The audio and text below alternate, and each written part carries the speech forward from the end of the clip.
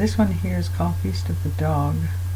Feast of the Dog, in my perspective, what I experienced was out west at this time, going to a powwow.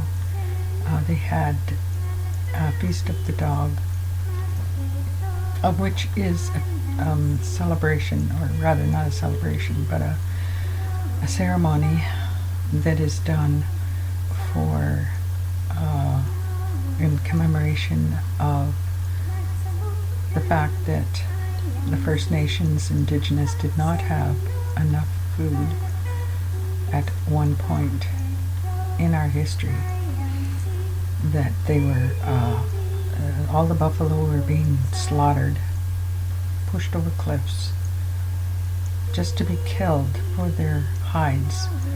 And also the government was hoping to eliminate the main source of food for First Nations Indigenous people.